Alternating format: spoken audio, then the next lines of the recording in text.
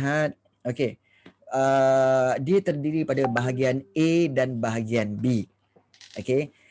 Bahagian A dan bahagian B. Bahagian A terdiri daripada 20 markah, okey, dan ada 20 soalan. Dan soalan-soalannya adalah soalan-soalan objektif. Di mana soalan terdiri daripada 20 soalan. 20 soalan ya. Soalan 1, 2, 3, 4, 5, soalan 6, 7, 8. Kemudian kita lihat juga ada soalan 9, soalan 10, okey, kemudian soalan 11, 12, okey.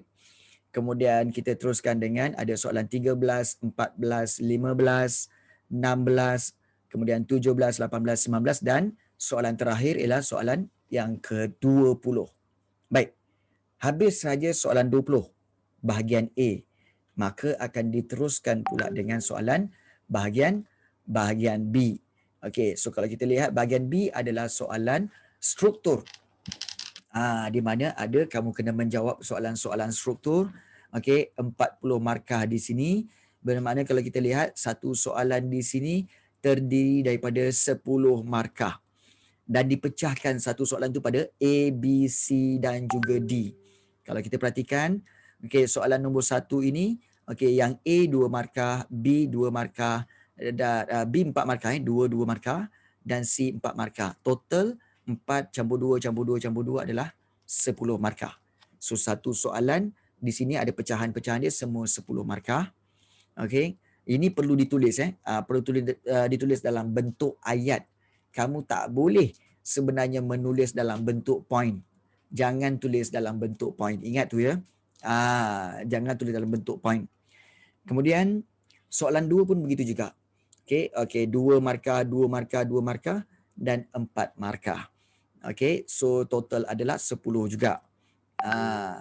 Kemudian soalan seterusnya, soalan ketiga juga ada A, B dan juga C. Kalau kita lihat A 3 markah, B 3 markah dan C adalah 4 markah. Juga total 10 markah. Dan soalan yang keempat, kalau kita lihat inilah dia. Okey, soalan keempat ada sama juga pecahan dia A, B, C dan D. So A, B, C dan D kalau kita lihat 2, 2, 2, 4. So total 10 markah juga. So ada 4 soalan, 10, 10, 10, 10. So total adalah 40 markah. Itu bahagian struktur. Kemudian dia ada satu lagi bahagian iaitu kalau kita lihat bahagian C. Bahagian C ialah bahagian essay. Bahagian essay Ya. Yeah. Ya. Baik, boleh Kaisara. Ada permintaan untuk ajarkan cara nak jawab esei. Sebab saya kalau esei mesti tak dapat full mark. Okey. Baik. Cikgu akan ajar sekejap lagi. Okey, sekejap lagi ya. Baik, sekejap lagi. Kita lihat ya. Sumbangan tamadun Islam, soalan nombor 5. Okey. Soalan nombor 5 ni, okey, bahagian C, kamu dikehendaki untuk memilih 2 soalan sahaja. Jawab 2 soalan sahaja dan sudah pasti 2 soalan tu membawa pada 40 markah. Maknanya satu soalan 20 markah. Okey. Jadi kalau kita lihat di sini, apa yang berlaku adalah contohnya soalan nombor 5 yang A, B dan C. Yang A tu 4 markah, yang B tu 8 markah dan C itu juga 8 markah. So 4 campur 8 campur 8 20. Begitu juga soalan 6. Okey, kalau kita lihat ada 4, 8, 8 juga 20 markah. Soalan 7 pun sama 4, 8, 8. Soalan 8 pun sama ada 4, 8, 8. So sebenarnya diberikan soalan 5, 6, 7 dan 8. So dia beri 4 soalan, kamu dikehendaki jawab 2 sahaja. Okey, 2 sahaja. So boleh pilih mana-mana soalan 5, 6, 7 dan juga 8. Membawa kepada 40 markah. So, kalau kesimpulannya kalau kita lihat, bahagian A tadi 20 markah, bahagian B 40 markah dan bahagian C yang ini juga 40 markah. So total 100%. Jadi itulah format peperiksaan PT3 yang akan kamu hadapi pada pada hujung insyaAllah pada tahun 2021 ini mungkin bulan 9 ikut insyaAllah. Jadi adakah kamu rasa kamu bersedia untuk menjawab soalan? Kamu rasa kamu dah prepare ke? Kamu rasa boleh tak? Boleh tak untuk menjawab soalan-soalan tu? Okey. Soalan-soalan tu tak tak bersedia lagi. Okey. Ramai yang kata insya-Allah boleh. Boleh. Sebenarnya boleh. Yakinlah diri anda boleh.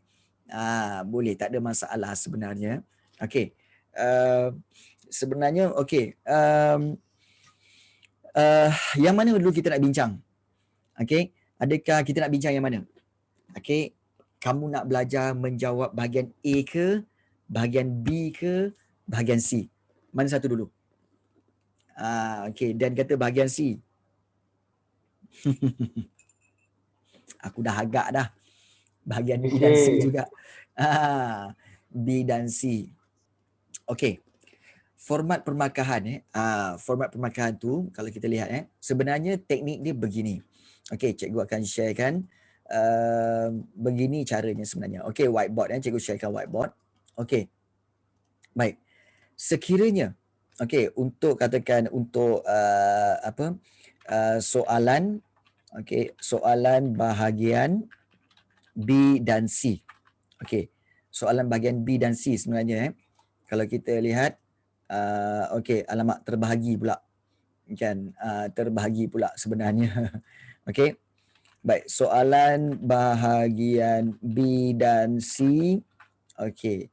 Baik, sebenarnya bahagian B dan C, kamu ingat satu format penting iaitu pertama sekali, okey. Okey, jawab berdasarkan okey, peruntukan markah.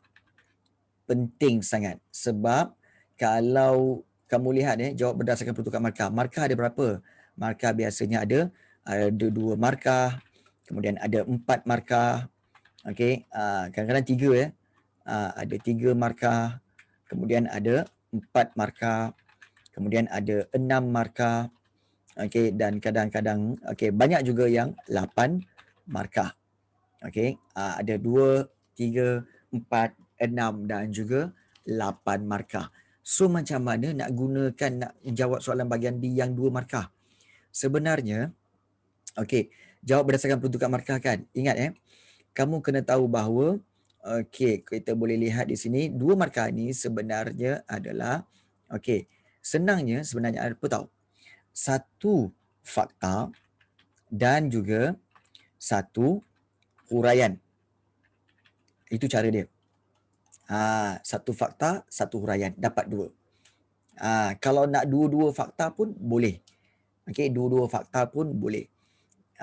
Jadi itu cara dia. Kalau katakan yang 3 markah, okey, pun sama juga, sama ada kamu boleh 2 fakta. Okey. Boleh. Okey, dan satu huraian. Okey, huraian. Ingat setiap fakta dan huraian akan memberikan markah. Okey. Kalau katakan 4 markah pula, okey, kamu boleh buat 2 fakta dan 2 huraian. 2 fakta dan 2 huraian pun boleh juga. Kalau 6 markah, okey, 6 markah pun boleh juga. Caranya apa? Iaitu 3 fakta dan 3 huraian. 3 fakta, 3 huraian. Dan 8 markah pula adalah 4 fakta, okey, 4 fakta dan 4 huraian. Itu sebenarnya. Nampak tak? Cara ini yang paling mudah sebenarnya lah. Okey, sebab kamu tak perlu ingat banyak fakta dan kamu hanya perlu huraikan fakta-fakta yang sedia ada. Itu yang paling mudah lah. Ada juga yang menggunakan cara yang lain, iaitu seperti contohnya untuk yang 6 markah dan 8 markah. Okey, ada yang 6 markah, 8 markah, ada juga yang menggunakan cara seperti kalau kita lihat di sini seperti 2 fakta untuk yang ni ya, untuk yang 6 markah. Okey, 2 fakta, okey, dan 4 huraian pun ada juga. Okey, 2 fakta dan 4 huraian pun ada juga. As long as dia mencukupi kepada 6 ayat, iaitu 6 markah. Juga ada yang buat untuk 8 markah ni, 4 fakta, 4 huraian ni, kamu boleh juga buat seperti apa tahu? Mungkin kamu boleh buat apa?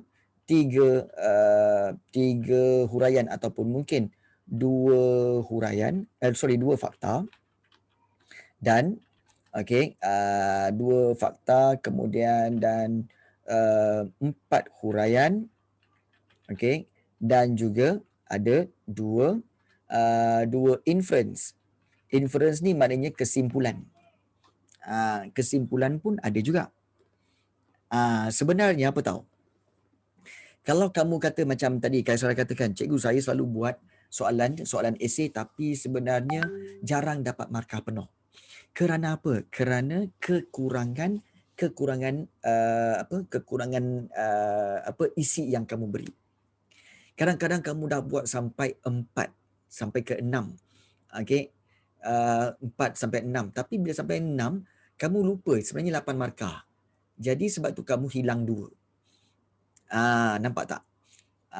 Jadi kamu kena buat ayat itu mengikut peruntukan markah. So ada Alia Batrisha tanya, yang paling dicarankan buat fakta lagi banyak ke huraian lagi banyak? Okey. Kalau cikgu lah secara umumnya kalau macam cikgu, cikgu akan lebih suka buat yang dalam kotak tu.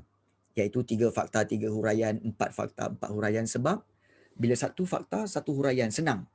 Tak payah nak fikir another huraian lagi. Tapi kalau kita fikir 1 fakta, 1 huraian, nak buat lagi huraian tu kita kena fikir lagi. Apa huraian dia lagi ni? Tapi kalau kamu ada, tak ada masalah. Kan? Jadi yang lebih mudah sebenarnya apa tahu? Ingat fakta tu. Sebab daripada fakta tu kamu boleh buat huraian. Huraian boleh buat huraian sendiri. Yang relevan, yang sesuai dengan fakta tu. Jadi Iskandar tanya, kalau 1 fakta dengan 1 huraian dalam 1 ayat kurang markah ke cikgu? Okey. Tidak. Sebab itu kalau 2 markah sebenarnya adalah kadang-kadang dibuat dalam bentuk 1 ayat je. Okey, 2 markah ni kadang-kadang dibuat dalam bentuk 1 ayat sahaja. 1 ayat sahaja, ayat yang penuh.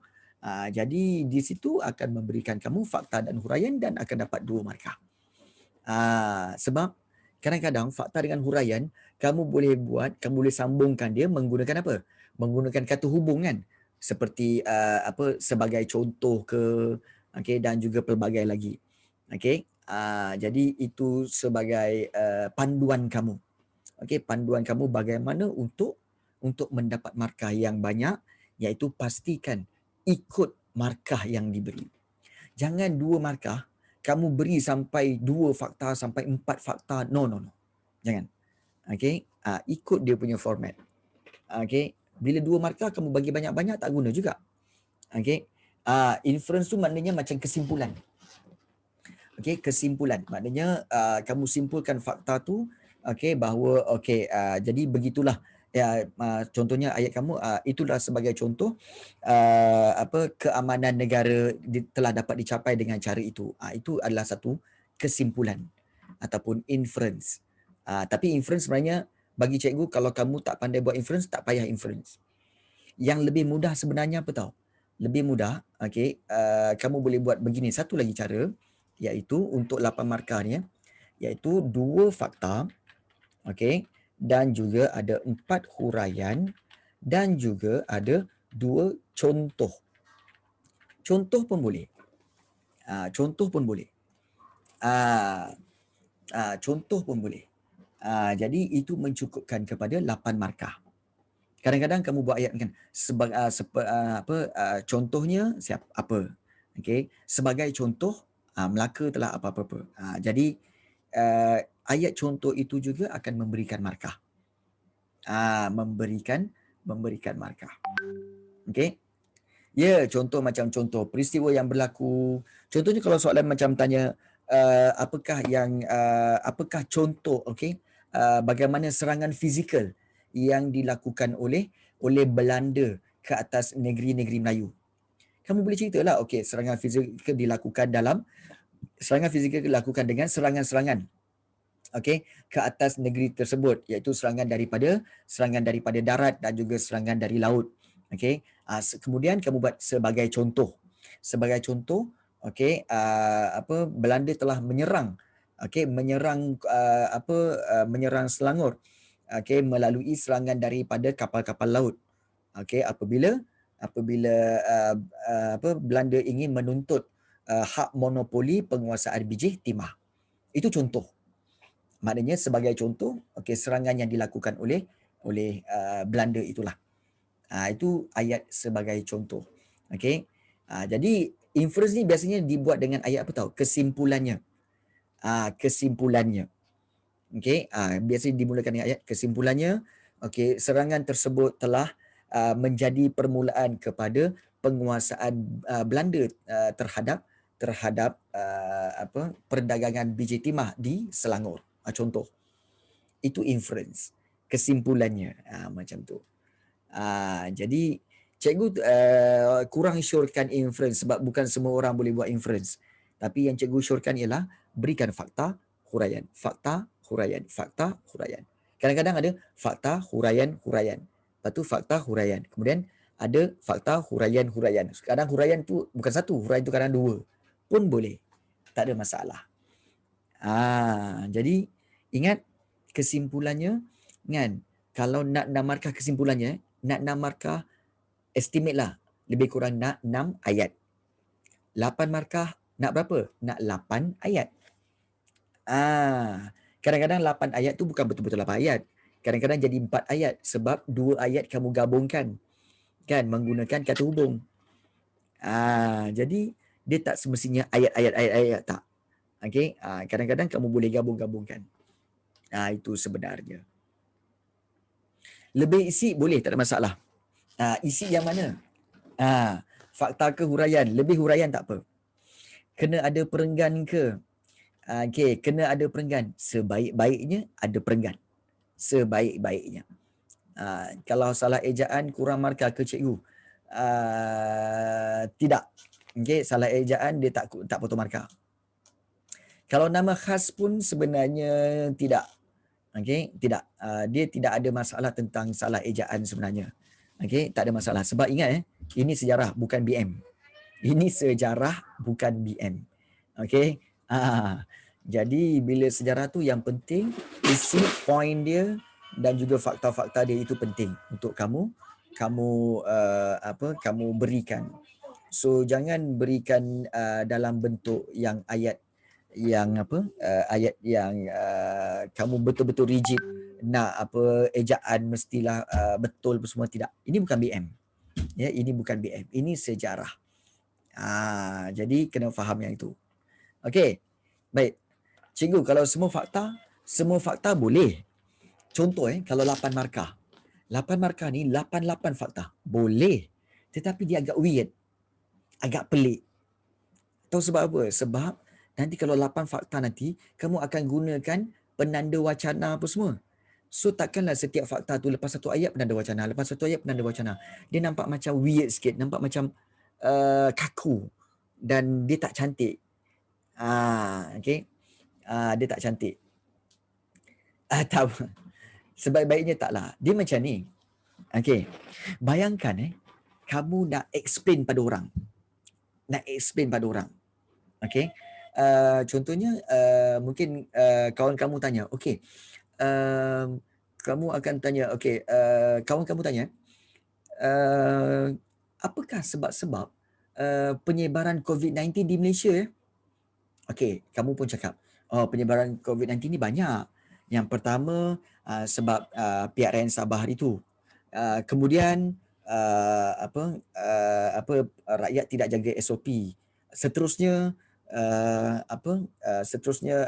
penggunaan hand sanitizer yang tidak banyak, yang tidak diamalkan. So kamu bagi 3 tu. Kawan kamu akan macam okey. Baik, tapi ianya tidak ada explanation. So, lebih baik kamu bagi huraian. Contohnya, okey, apakah sebab-sebab penyebaran COVID-19 di Malaysia? Okey, penyebaran COVID-19 di Malaysia kerana pertama, okey, PRN Sabah. Huraiannya, okey, PRN Sabah hari itu telah menyebabkan ramai orang berkumpul untuk pilihan raya dan ini memudahkan penyebaran COVID-19. Huraian. Next. Seterusnya, okey, tidak menggunakan mask. Okey, huraiannya ramai rakyat Malaysia yang masih tidak mengamalkan mask ketika berada di kawasan awam. Okey, nampak tak huraian? Yang ketiga, nampak tak cantik? Di mana selepas fakta, huraian, kemudian ada penanda wacana, kemudian fakta, huraian, ada penanda wacana, fakta dan huraian. Sebenarnya, okey, Kaisara tanya, kalau perenggan pertama tu sekurang-kurangnya nak kena ada berapa baris? Sebenarnya dalam sejarah dia tak ada format khas perenggan-perenggan ni, tak ada. Kadang-kadang satu perenggan tu 2 ayat pun jadi. Satu perenggan tu 2 ayat pun tak apa. Betul. Okey, satu perenggan tu 2 ayat pun tak apa.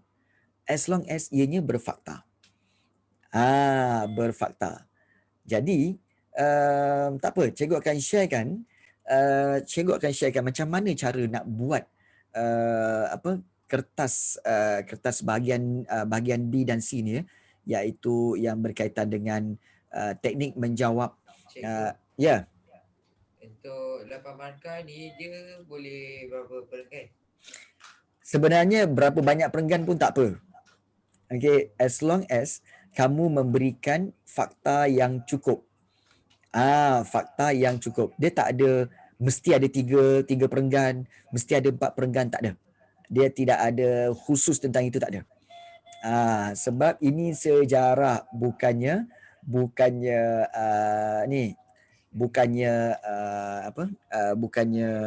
BM. Yes. Dan paling penting,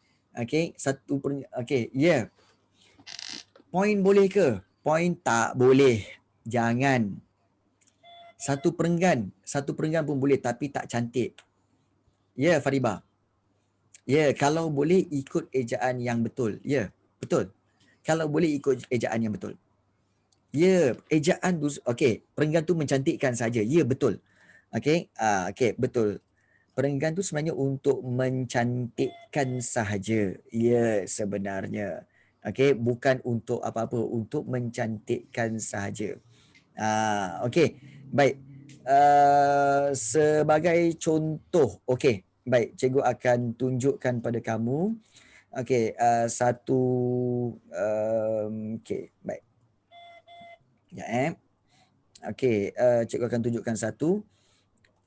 Begini. Baik. Soalan ini. Tengok soalan ni. Pelabuhan Melaka menjadi emporium perdagangan utama di Asia Tenggara pada abad ke-15. Jelaskan faktor-faktor yang membolehkan Melaka muncul sebagai pusat perdagangan terpenting ketika itu. Baik, bagaimana nak menjawab? Baik, mula-mula sekali kamu tengok apakah dia punya kehendak soalan. Nampak tak cikgu kotakkan tu? Faktor-faktor yang membolehkan Melaka muncul sebagai pusat perdagangan. So bagaimana kita nak buat? So kita lihat. Tengok cikgu akan ambil faktor-faktor yang membolehkan Melaka muncul sebagai pusat perdagangan. Ayat yang pertama tu cikgu ambil daripada ayat soalan. Ambil daripada ayat soalan. Ambil daripada ayat soalan. Yes. Itu cara yang betul. Jangan point-point. Tak mau. Tak mau point.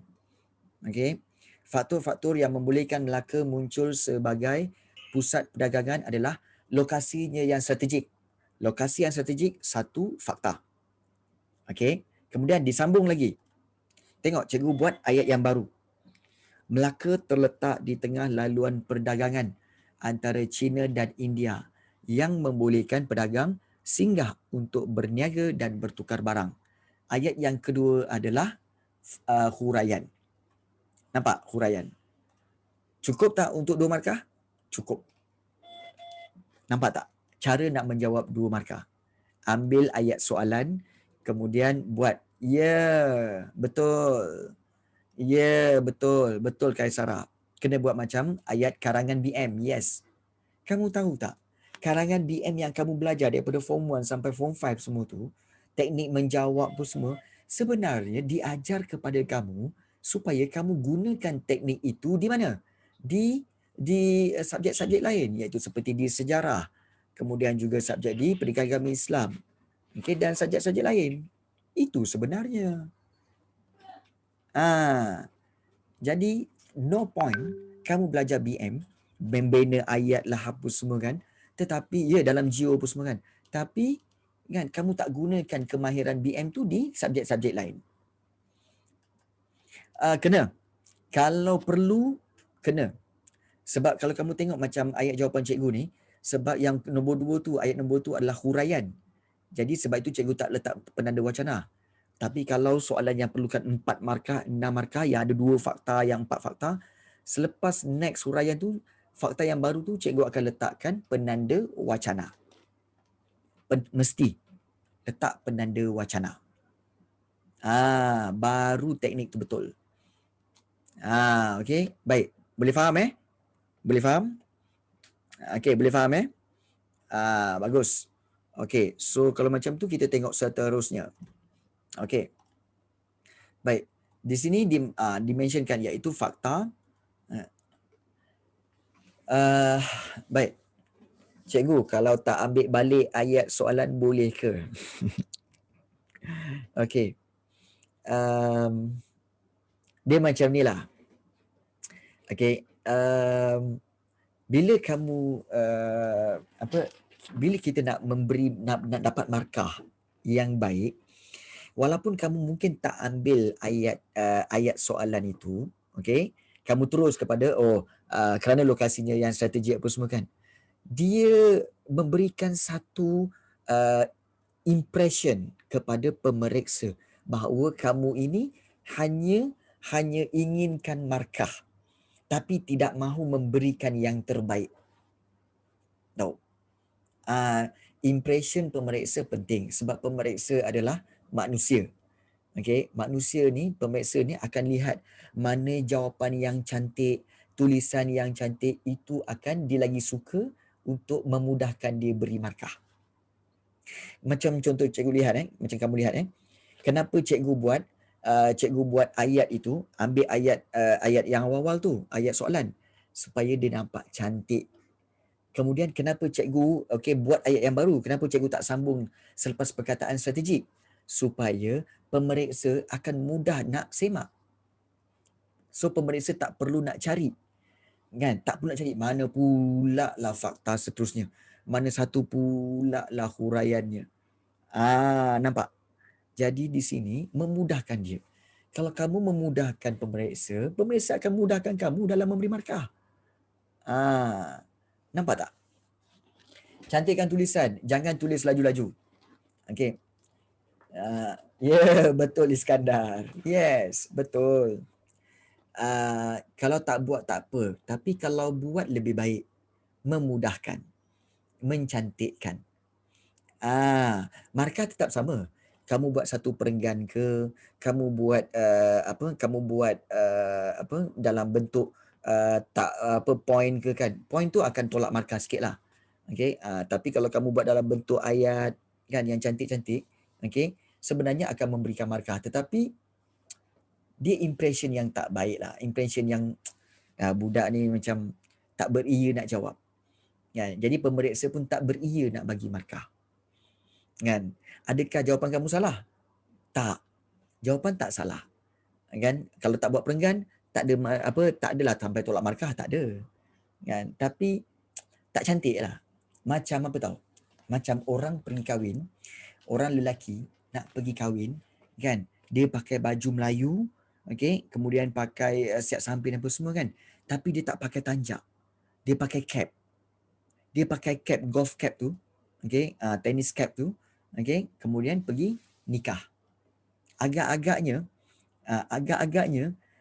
nikah dia sah tak? Nikah dia sah tak? Itu nak tanya. Nikah dia sah. Nikah dia sah tetap sah. Tapi orang tengok pelik. Kan?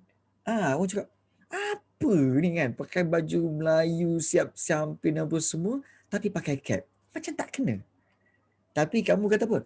Dapat pelempang daripada father-in-law lah. Yes. Kan? Jadi, nikah tu sah tak? Sah. Orang cakap tak apalah. Mungkin kamu kata apa? Tak apa. Sah apa? Sah tu memang sah. Kan? Tapi tak cantik lah.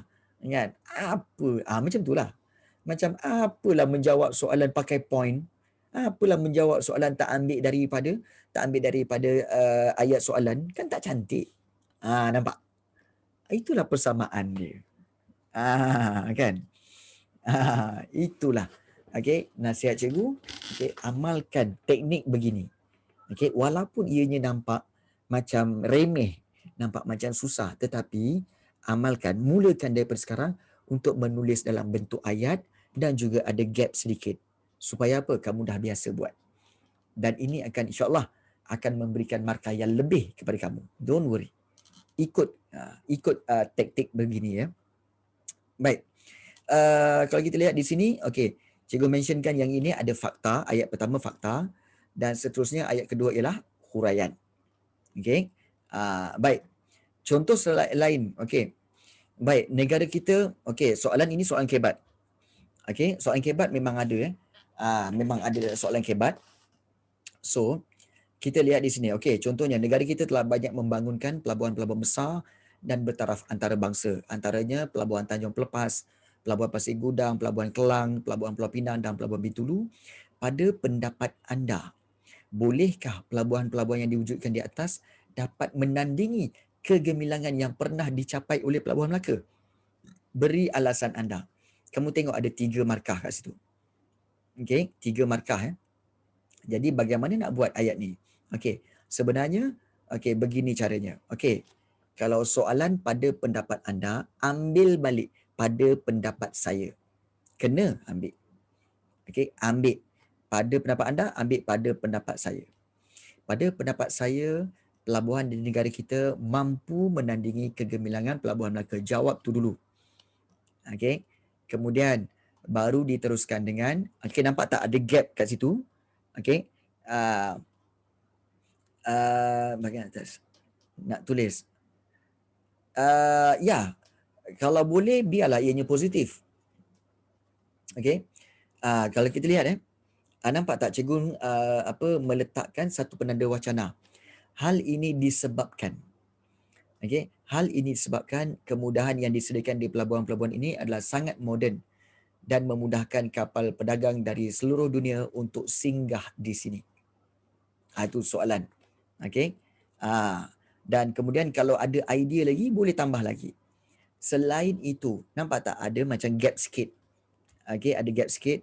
Selain itu, kawalan keselamatan yang ketat oleh pasukan keselamatan negara di perairan antarabangsa menjadikan pelabuhan-pelabuhan ini selamat untuk disinggahi. Cukup 3 markah. Cukup 3 markah. Inilah dia format yang kamu harus amalkan. Okey, menjawab soalan, kemudian ada gap. Okey.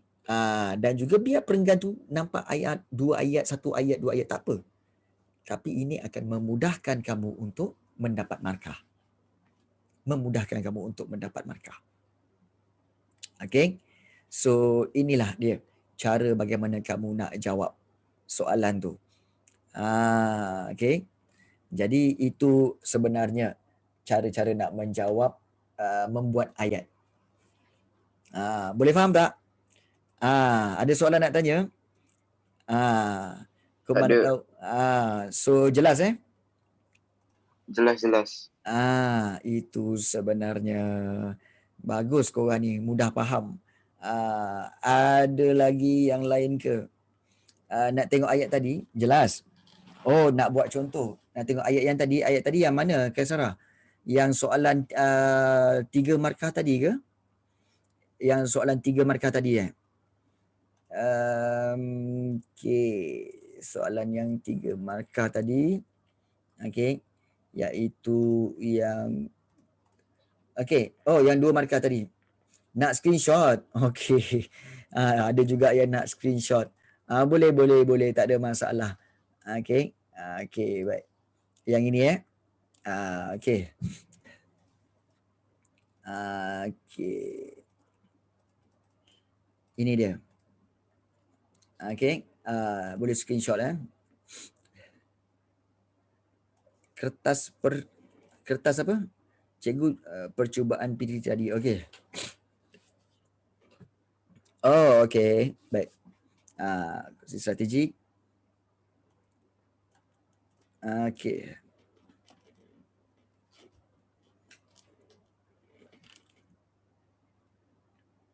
Okey, yang lain ada soalan nak tanya?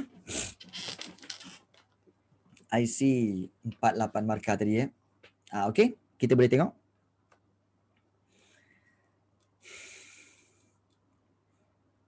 Okey, dapat. Dapat tak Kaisara? Dapat tak Wusko? Sebelum kita pergi kepada soalan seterusnya untuk mungkin kita nak bincang-bincangkan, dapat Okey. 1D. Mana 1D? Okey, 1D yang ini. Yang ini tadi Liana. Ya. Okey. Boleh. Sekejap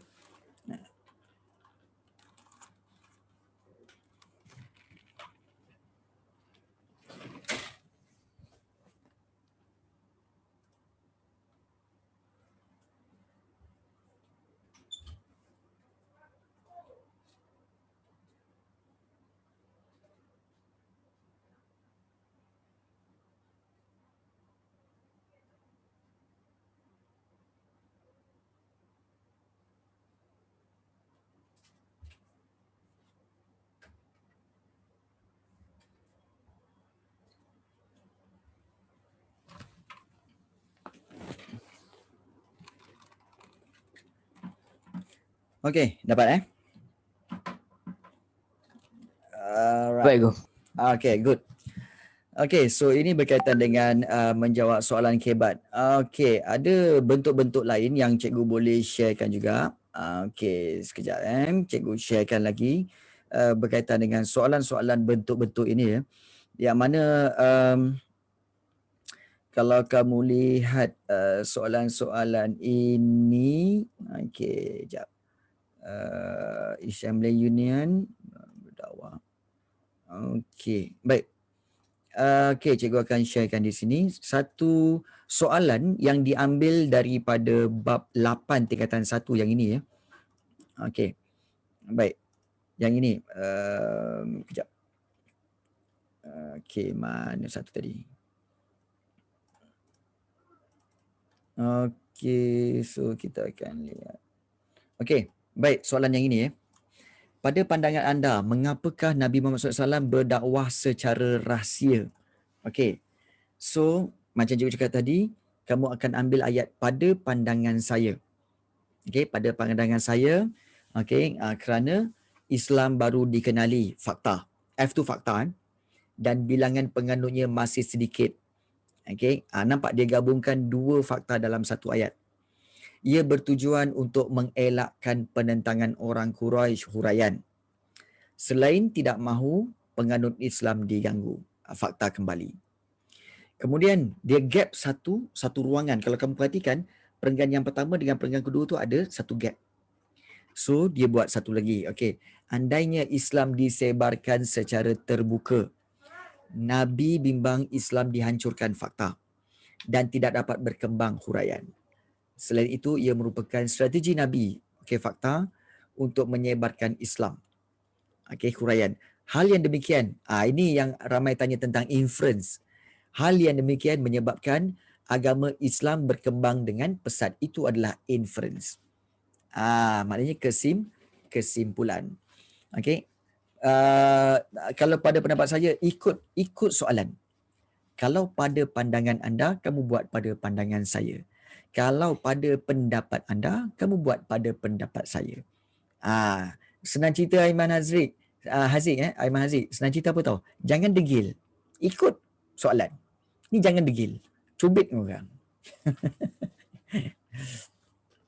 Okey. Okey. Cikgu ada senarai penanda wacana tak yang saya tahu cuma antaranya selain itu, selepas itu dan seterusnya? Ada. Ada senarai penanda-penanda wacana itu. Okey, ada. Untuk tak boleh. Tak tidur, tidur luar. Tak boleh tidur, tidur luar. Bontot. Ayuk. Okey. Yang budak-budak ni kata ayuk. Asyik lah. Okey. Okey. Baik. Ayuk kena tidur luar. Ayuk. Okey, jap kita tengok.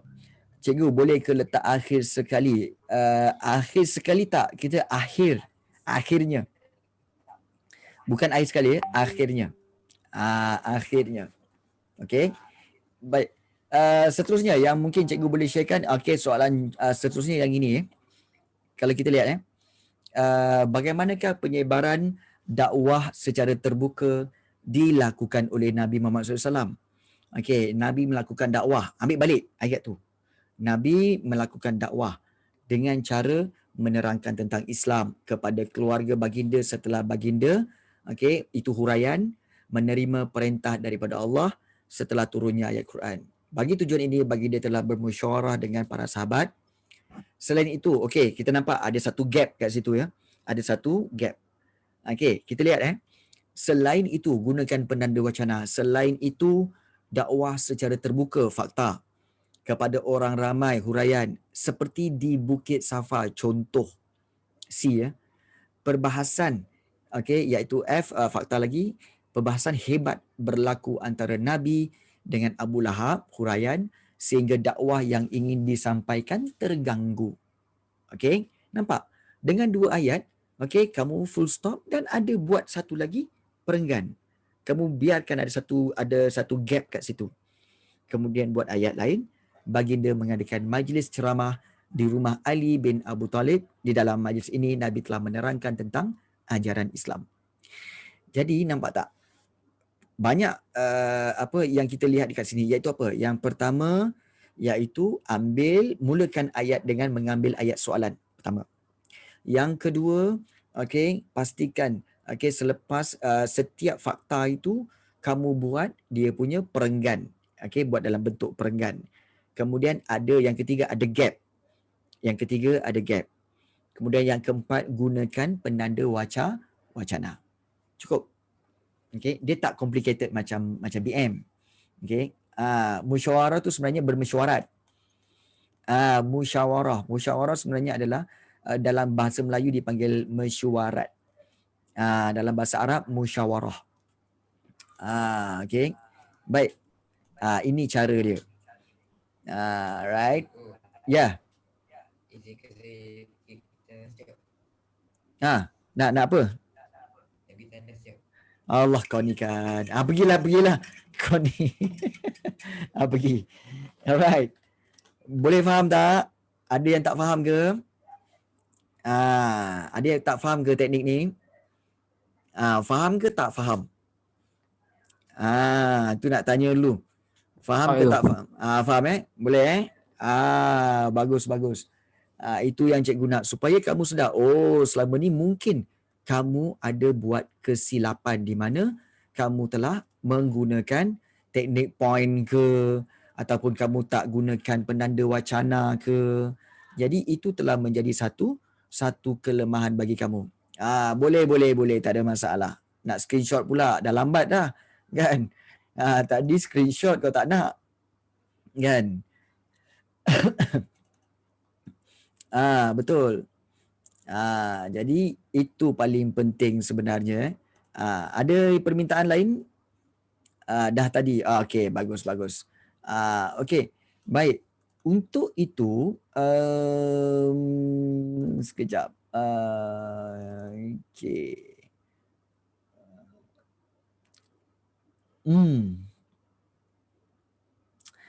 Okey, baik. Kita akan lihat. Cikgu nak cikgu nak berikan kamu sedikit latihan. Okey, yang perlu dijawab on the spot. Okey, perlu dijawab on the spot. Okey. Okey, untuk apa? Untuk nak melihat bagaimana kamu buat ayat. Okey, melihat kamu buat ayat. Baik. Okey, baik. Sekarang ni cikgu akan berikan satu link untuk latihan dan cikgu nak kamu jawab latihan tu. Tak banyak pun, soalan tu 4 je. 4 je soalan. Okey. Baik. So cikgu nak kamu semua klik pada link yang cikgu sharekan dalam grup WhatsApp ni grup WhatsApp pula, grup chat ni. Okey. Cikgu tak buat dalam quizzes, bukan quizzes. Ini bukan quizzes, ini dalam bentuk Google Form. Okey, ini dalam bentuk Google Form. Ya. Dalam bentuk Google Form. Okey. Baik. Boleh klik pada ni. Okey. Klik pada itu, link tu, dan cikgu nak semua pelajar tolong jawab. Okey, tolong jawab sekarang. Okey, dan cikgu akan sharekan soalan dia. Okey, cikgu akan sharekan soalan dia. Tolong klik ya. Okey. Soalan dia yang ini. Okey. Sebelum kamu mulakan menjawab tu, okey, paling penting cikgu nak kamu semua, okey, pastikan kamu semua dah bersedia. Okey, dah bersedia semua? Semua dah klik pada Google Form tu ya? Cikgu nak ajar ni. Tak boleh tekan. Okey, ada siapa lagi ada masalah lain? Dah, ada yang kata dah. Cuba lagi saya ambil, cuba lagi. Sebab link tu valid sebenarnya. Tak boleh tulis apa-apa. Kenapa pula tak tulis apa-apa? Serius ah? Bukan boleh tulis ke? Okey. Okey, boleh tulis tak? Boleh. Akil kata boleh. Boleh sebenarnya. Boleh. Alright. Okey, baik. Cikgu akan berikan, cikgu akan bantu kamu Cikgu akan bantu kamu untuk menjawab. Baik. Begini. Soalan, nyatakan faktor-faktor yang menarik minat British untuk menduduki Pulau Pinang. 3 markah. Okey. So, faktor yang menarik minat British untuk menduduki Pulau Pinang sebab apa? Pertama, sebab kedudukannya yang strategik. Betul tak? Kedudukannya yang strategik. Okey. Dia terletak di utara. Okey, utara Selat Melaka. Tu. Kemudian yang kedua, sesuai untuk dijadikan pelabuhan persinggahan. Okey, pelabuhan persinggahan untuk British apa? British boleh jadikan dia tempat untuk mengambil makanan dan minuman, kemudian membaiki kapal. Okey, itu point dia. Okey, dan seterusnya sesuai untuk British jadikan sebagai pusat ketenteraan. Okey, pusat pangkalan tentera, pangkalan tentera. Yang ketiga, di mana pangkalan tentera untuk tentera British diletakkan di situ dan untuk membantu tentera British yang berada di India. So itu antara poin-poin yang cikgu berikan. Terpulang pada kamu macam mana kamu nak buat ayat. Terpulang pada kamu tu 3. Itu soalan 1. Soalan 2. Apakah tindakan yang diambil oleh Sultan Abdullah apabila merasakan beliau telah ditipu oleh Francis Light? Ini bab 2 Ini bab 2 form 3. Tindakan yang diambil oleh Sultan Abdullah apabila merasakan beliau telah ditipu oleh Francis Light. Iaitu pertama, kita tahu bahawa Sultan Abdullah telah mengumpulkan tentera. Mengumpulkan tenteranya di mana? Iaitu di seberang perai. Itu satu. Kemudian seterusnya dia buat apa? Telah menyerang Francis Light di Pulau Pinang untuk menghalau Francis Light daripada Pulau Pinang. Tapi apa yang berlaku? Namun Sultan Abdullah telah tewas. Telah tewas dan dipaksa untuk menandatangani satu perjanjian. So itu cara dia. Huraikan dia begitu. Soalan 3. Pada pandangan anda, apakah kepentingan Singapura kepada British? Singapura penting kepada British kerana apa? Sebagai apa? Yang pertama, sebagai pusat perdagangan bebas. Pusat perdagangan bebas. Kemudian yang kedua iaitu sebagai pangkalan untuk bersaing dengan pelabuhan-pelabuhan Belanda yang ada di Indonesia. Seperti Betawi dan sebagainya. Sebagai pusat untuk sebagai pelabuhan untuk bersaing dengan Belanda. Itu Singapura. Apa dia? Apa Akil? Baik. Kemudian soalan yang keempat, kesan perjanjian London 1824 terhadap alam Melayu. Okey, perjanjian London ni adalah perjanjian Inggeris Belanda di mana okey alam Melayu terpisah kepada dua. Ini panjang. Okey. Bersaing dengan apa? Bersaing dengan Belanda. Bersaing dengan Belanda. Kalau kamu tak ingat, kamu boleh take note dulu sebelum kamu mulakan ayat. Ya, sebelum kamu mulakan ayat. Bersaing dengan Belanda dalam perdagangan. Kesan perjanjian London 1824. Okey, iaitu perjanjian London. Yang pertama iaitu kepulauan alam Melayu atau kawasan alam Melayu terbahagi kepada dua pengaruh. Okey, huraiannya iaitu pengaruh British dan juga pengaruh Belanda. Yang kedua iaitu Singapura. Singapura telah terpisah daripada Johor. Dan menjadi wilayah jajahan British untuk selama-lamanya. Yang kedua. Yang ketiga, kita tahu bahawa kerajaan Johor Riau, Johor Riau telah terpisah. Di mana kawasan Riau Lingga di bawah Belanda, manakala kawasan Johor di bawah pengaruh British. Dan huraian dia. Dia macam tu. Okey, boleh. Baik, sekarang cuba kamu buat. Kalau kamu perlu rujuk pada buku, tak ada masalah. Kalau perlu rujuk pada buku, tak ada masalah. Okey. Kalau nak rujuk pada nota pun, tak ada masalah. Silakan. Yang cikgu nak tengok, macam mana kamu buat ayat. Itu yang cikgu nak tengok. Itu yang cikgu nak tengok. Kamu nak guna nota, kamu nak guna buku, kamu nak tengok, silakan. Cikgu tak marah. Silakan. Cikgu nak tengok macam mana kamu buat ayat. Itu penting. Boleh kan Sarah? Last hantar bila cikgu? Kalau boleh before 5:30. Alah, sorry Usna. Sorry Usna. Sebenarnya benda ni boleh rujuk je. Tak. Okey Firdaus. Okey. Mana link? Bukan cikgu dah bagi link ke tadi? Okey. Semuanya dalam bab 2. Semuanya dalam bab 2 tingkatan 3. Bab 2. Ini bab 2.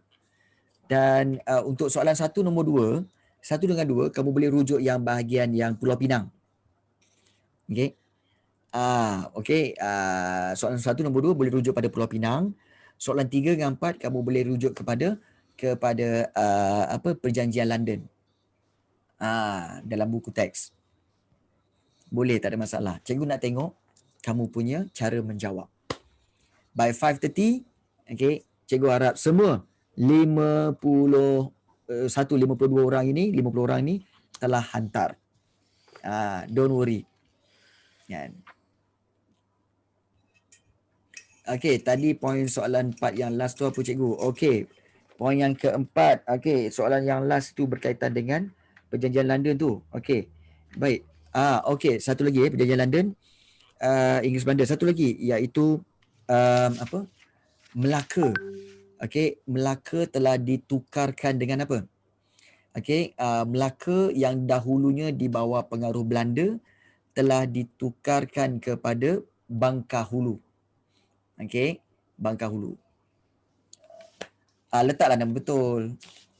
Tukar kepada Bangkahulu, maka Melaka telah menjadi di bawah pengaruh British dan Bangkahulu menjadi bawah pengaruh Belanda.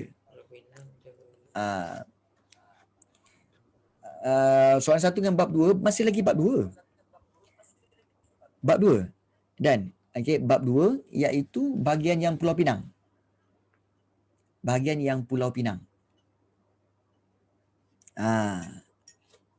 Bahagian yang Pulau Pinang. Ni siapa pula yang dah hantar ni? Nabil Hadif.